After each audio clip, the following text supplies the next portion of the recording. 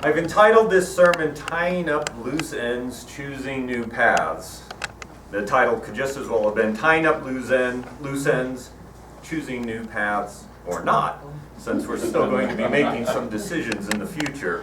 And so the paths are options, not certainties. In fact, we'll be voting on one of those possibilities today, which I'll get to in a little bit. First of all, one of the reasons I chose this topic, this theme, is that we are winding down our fiscal year, which ends at the end of June, and we start a new one the 1st of July. So I wanted to thank everybody. This is a time of thanks for the previous year. Thank everyone, first of all, for turning in pledge cards early to Chuck so he could get the budget done for our board meeting today to discuss. We will be voting on that next week as a congregation. And so, once again, people have stepped up. They feel that this church is valuable enough to give of themselves, to give of their hard-earned money, to help keep us functioning here, to be a beacon in an area filled with a thought that is very contrary to ours, exclusivist thought, as opposed to thought that is inclusive. And I'd like to think broad-minded, open-minded, willing to hear things that are different from what we hold dear, and consider the possibility that we might be wrong. And so, thank you all for your generosity and your willingness to be part of this congregation. I want to thank the board that served for the last year. Barbara Craig was president. 3 people served in programs. We had a lot of that this year. Linda Werlein, before they decided to relocate to Greece. I did it for a little bit, and Casey finished off, and Casey has done this many times over the last few years, so thank you to him for once again filling in. Buildings and Grounds was the same way. We had 3 people, Bob, Peter, and Larry, fill that role this year. Jancy served as the RE director, Chuck is treasurer, which Chuck has done every year that I've known this church existed. It's a permanent job. Permanent. Treasurer for life. Willow served as our secretary, and Peter is the continuing trustee, which is a 3-year term. So thank you all for...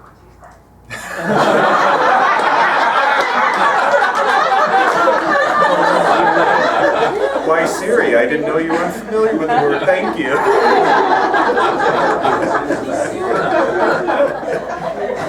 And that is the first time Siri has participated in sermons.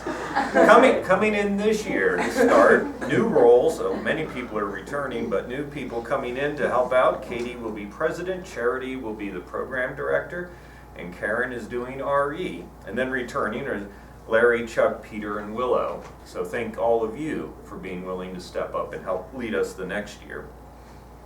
Later today, during our discussion circle, we're going to be voting as to whether we will become a sponsoring congregation for the First Principle Project. Now, I've already done a sermon on this. I've sent out links so you can hear that sermon if you weren't here for it. I've sent out links to the site. So hopefully you've all looked at it and given it some consideration. So I'm not going to spend a lot of time on it, but a little bit, since we are voting on it, and we can talk about it during the discussion circle also. There were 3 points I wanted to touch on that came up during our last discussion. And for those of you who don't know, the First Principle Project is simply voting to switch the wording in the UUA bylaws, that's the Unitarian Universalist Association bylaws, which now read as the first principle, the inherent worth and dignity of every person, we believe and affirm. And we want to change that, if we vote yes, to the inherent worth and dignity of every being. And so that's what this is all about. 3 questions came up, well, 2 questions and a further update. One question was, how much is this going to cost? If they stand up a committee that's going to go for 2 years examining this, because if 15 congregations sponsor this, and if at a General Assembly there's a majority vote to proceed with this, then there will be a study commission set up that will examine this for 2 years. They in turn could come up with an alternative wording or a different approach, but essentially we are committing to spend money to set up a committee to examine this idea. And we don't know what will come out. They will give a final proposal that will then have to be voted on at General Assemblies. So I actually did some research and talked to some people at the higher echelons of the UUA trying to find out how much would this cost.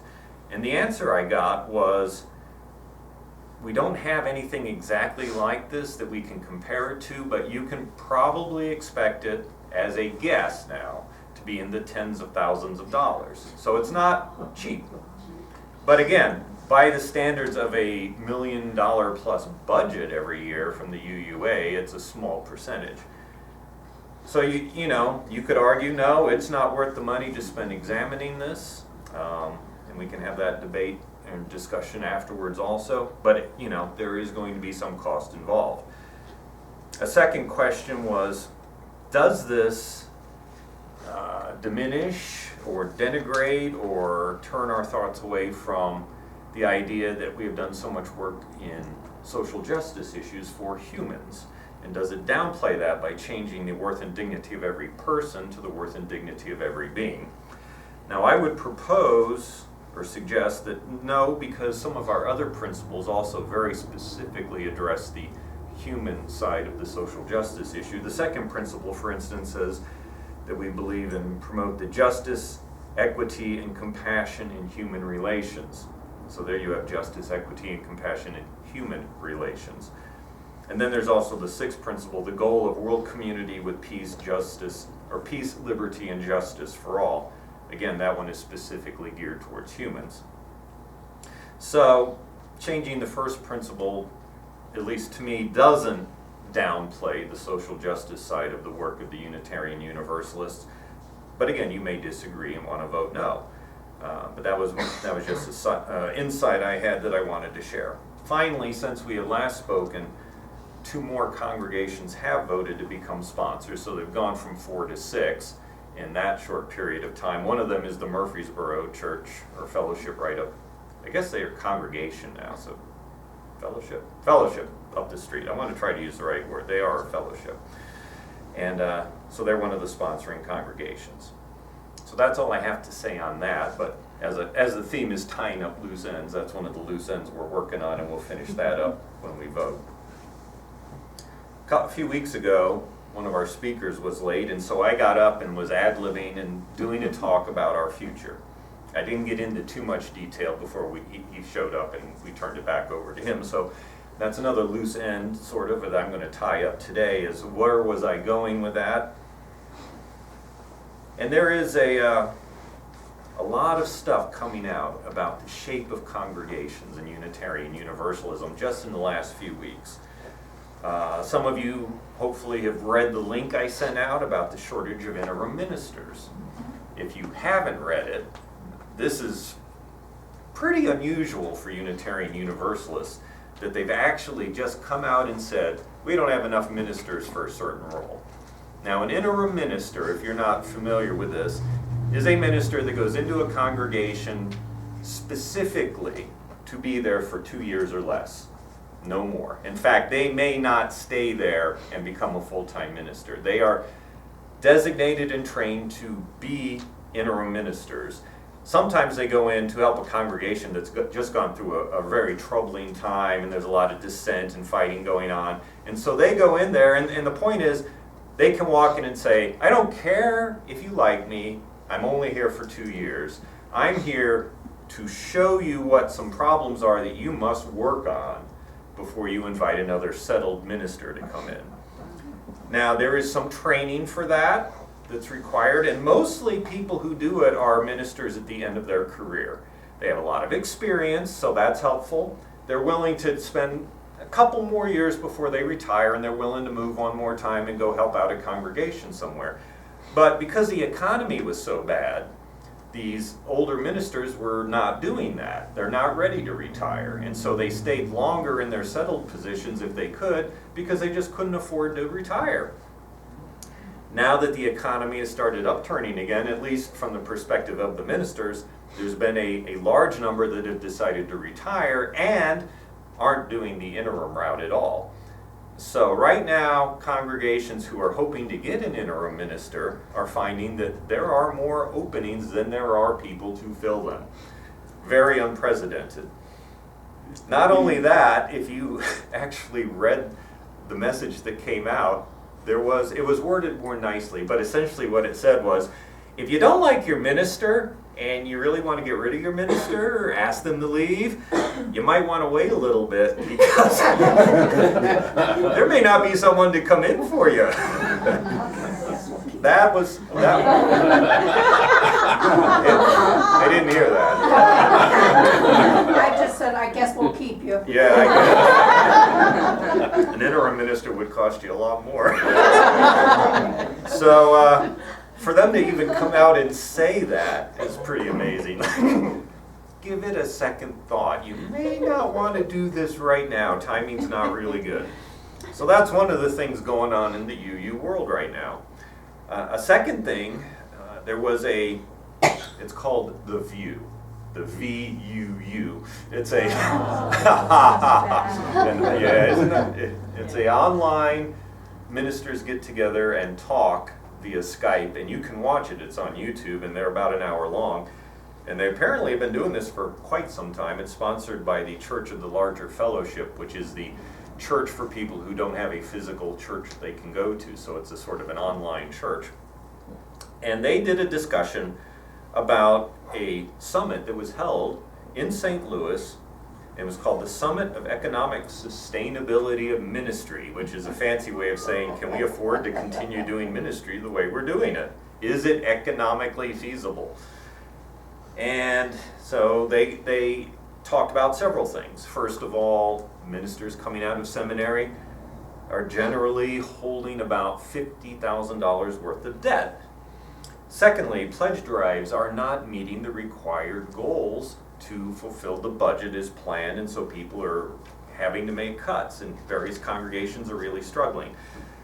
I read about a congregation that had a big problem. They were trying to figure out where to invest their $3 million. You've got to be kidding me. That's the issue. Where do you want to invest your endowment of $3 million? Might I make a suggestion?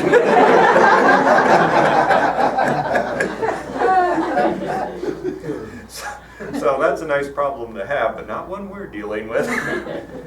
Congregations are struggling, if they even have ministers, are struggling to pay them fair compensation. The desired amount suggested by the Unitarian Universalist Ministers Association. A lot of them are paying less than the recommended amounts. And of course, a summit dealing with such big problems isn't going to necessarily have answers coming out, but they were discussing them. And the fact that both the development of ministers and the function of ministers will probably have to change in the future. That was the general tone of this discussion. The economic sustainability of current congregational structures is questioned. Can you continue to have large churches of multiple hundreds of people who can pay ministers and function in this same way?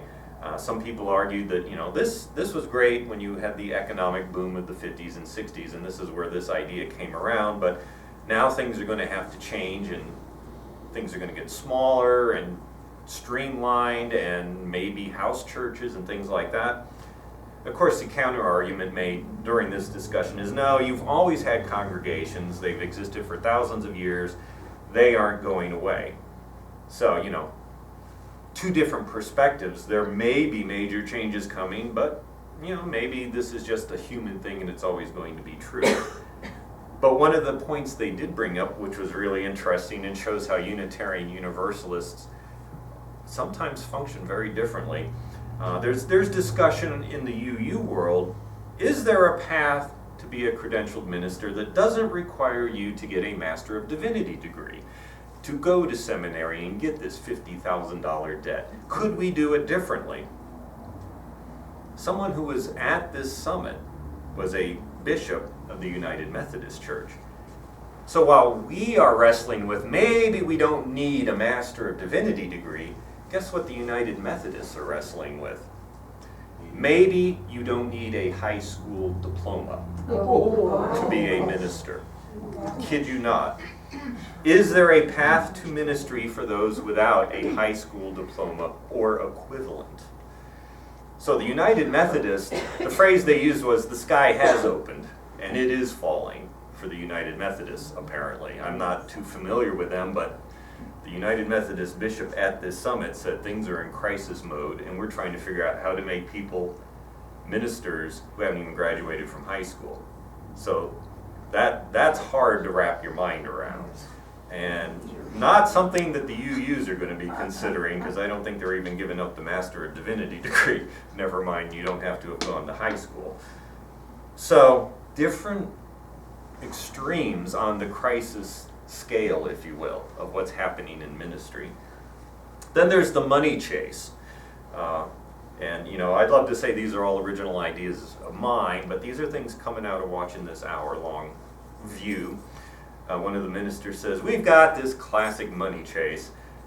People come out of seminary with this huge debt, $50,000, and says, well, the UUA has to do something about this. They need to do something to bring this money down, and or this debt down. Pay these poor people who are going to seminary. The UUA should do it. And then the UUA says, but we're not even getting the congregational dues we're supposed to be getting. People aren't paying the suggested amount. We're not getting this financial support from all the congregations that would even allow us to look at doing that. And it goes round and round and round. No one has the money to make it work. Except We're all for in that it. one church with $3 million. They're living off their interest. They got to keep that $3 million saved.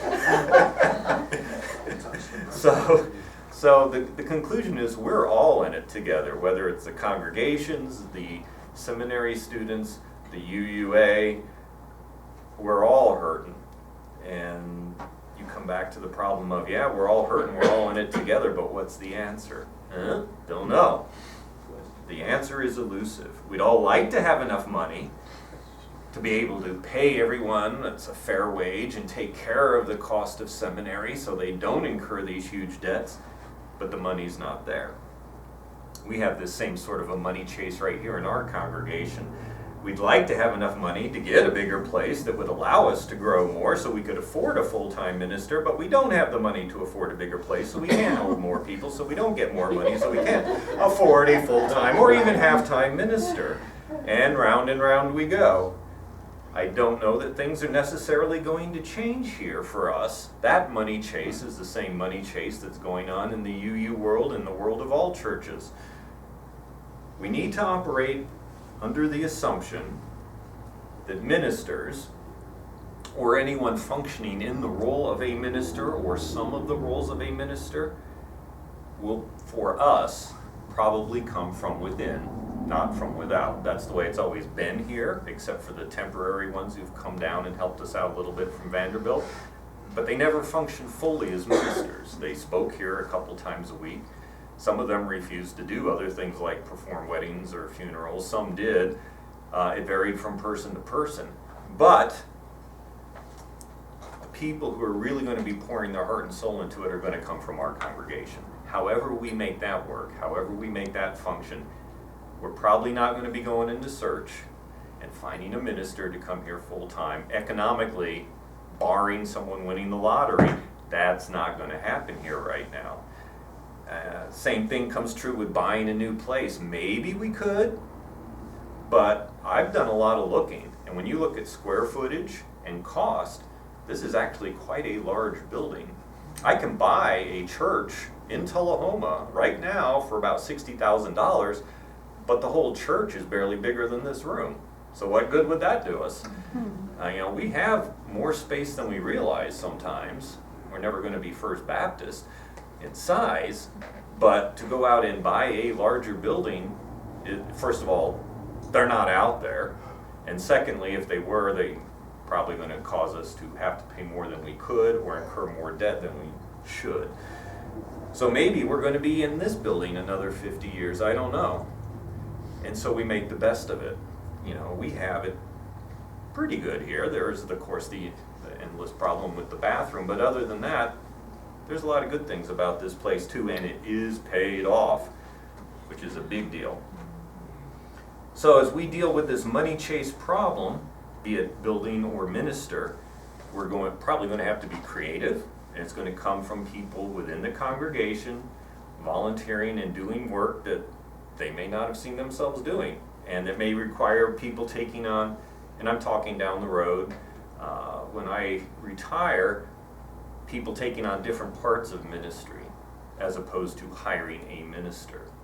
And that requires people essentially performing a labor of love, as many of you do now, to keep this place functioning. Not just keeping the doors open, but having it to be a meaningful experience when we come here.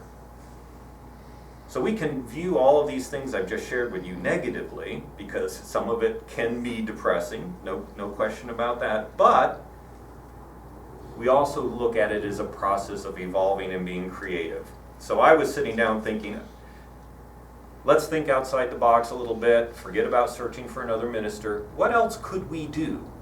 What else could we realistically do that would allow us to have sustainability, to function in a meaningful way? Here's one idea. We could look into finding a speaker who would come here once a month, just like they do in Murfreesboro. Because I'm gone speaking, I only speak 2 Sundays here. Why not make a concerted effort to find a speaker we like who would be willing to come here once a month and start locking that in? And if it takes a little extra money, it takes a little extra money. It's worth it to get some continuity, to start that process now. It might even be one of the speakers that Murfreesboro uses, or maybe we can find someone else. And if, after I retire, you take on a model like Murfreesboro does, where you find 2 or 3 speakers who come in and speak regularly, so you're not constantly scrambling to find people to speak, and you're only having to take care of 1 or 2 Sundays a month, then the people in the congregation focus on the ministry aspects.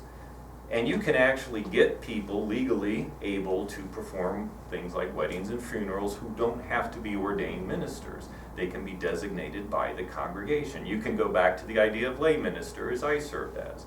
There are ways to do things which give people the ability to perform those ministerial functions without having to worry about trying to find a full or half-time minister to come and live here.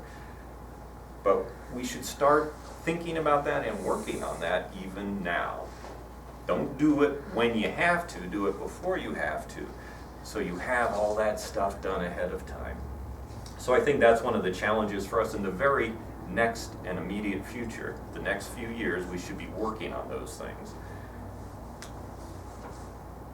We might also have someone in this congregation who decides that they want to try to take on the role of a lay minister, as I did, finding some ways of getting some training ahead of time, not necessarily having to go off to seminary, but at least getting some kind of training in ministerial functions, history of both the Unitarian Universalist, history of religion, etc.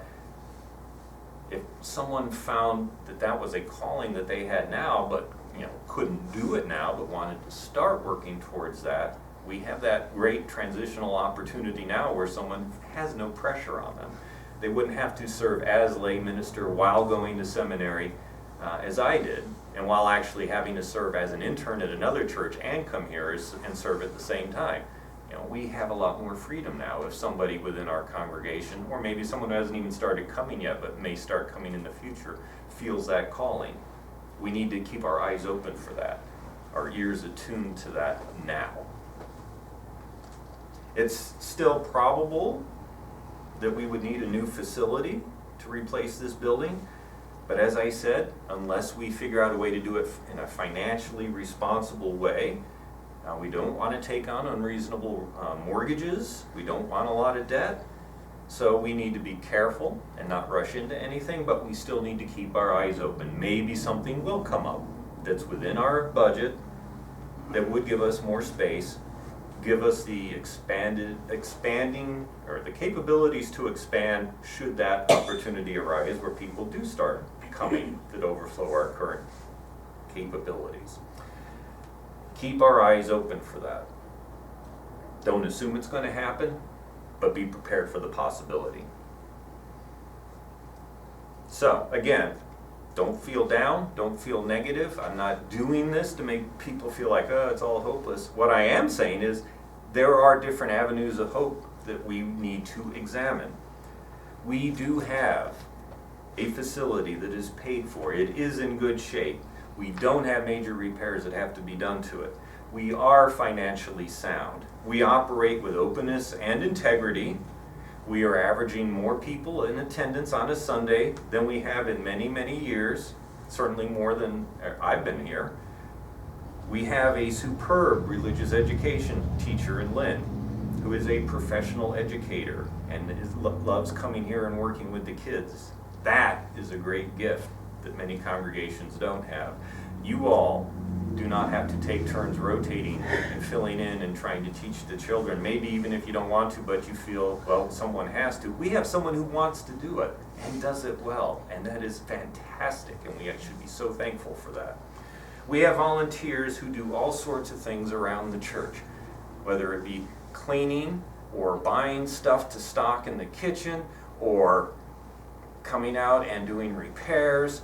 Time and time and time again, people come out and give of themselves and give of their money to make things happen here. We operate largely on the power of our volunteers, and we are thriving. If you look at all those things that I just threw out there, we are a healthy congregation. We may not be a large congregation, but we are sound and healthy, and we should be thankful for that.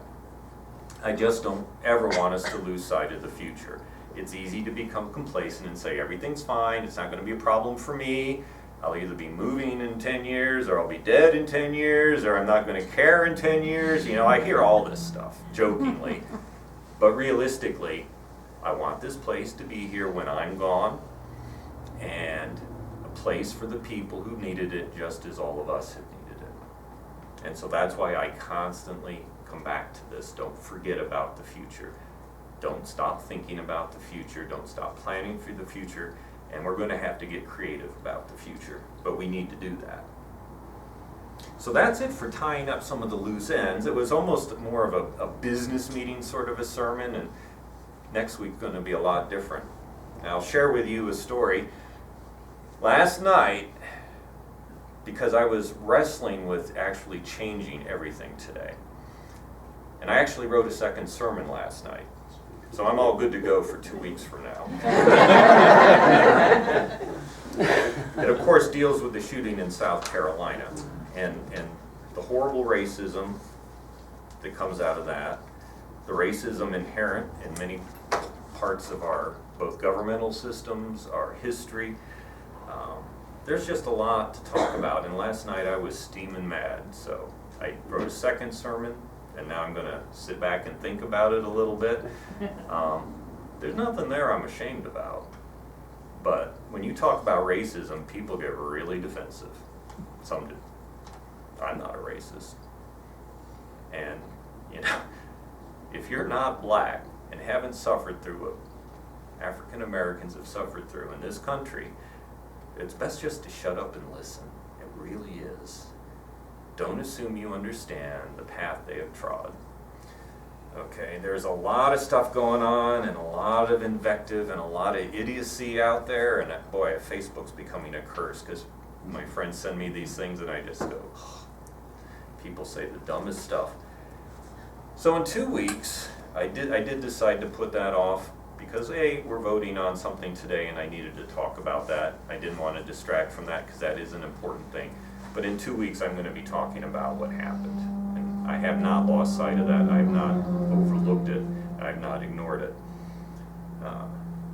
So like I said, last night I finished it up. I had 2 sermons, and I felt like I was just going to come in here and today and say, I've got 2 sermons. I don't know which one to give. It was a hard choice. So I've tied up the loose ends. We'll be discussing things in discussion about our vote that's coming up, or about our future, or both. I hope you can all stay for that. It's a very important discussion to have either way. And thank you all for coming out here, giving of your time and attention right now.